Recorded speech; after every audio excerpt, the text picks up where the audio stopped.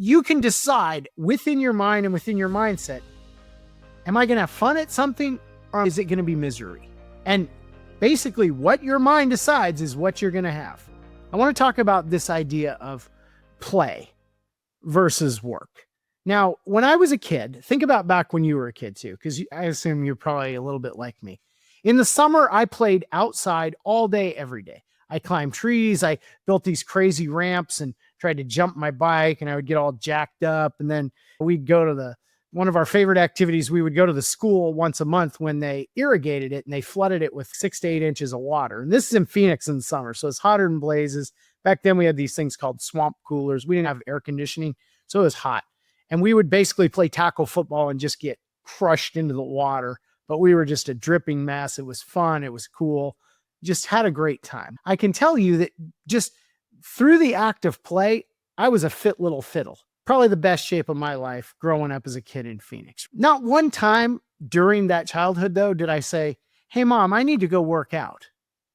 I don't think that ever crossed my lips that I needed to go work out, right? So here I am. I'm just playing, right? And that's all I'm doing.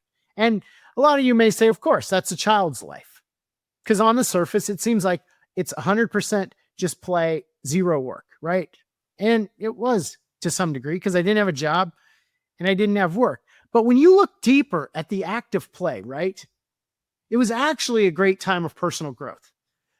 If you've ever played sports with kids in your neighborhood in the summer, there's all kinds of arguments and negotiations that go on. First off is, what are we going to do this afternoon? And one kid has this idea and another kid has this idea. And then you come together and try to sort through all that. You know what you do in your business? It's the same thing. You may have 5 ideas that are on this vision board in your company, but you've got to sort out which one you're going to do. And then, okay, if we're going to do this one first, are we going to do this one next? It's the same thing you did as kids, just I guess on a higher, more grown up, buttoned up level, right?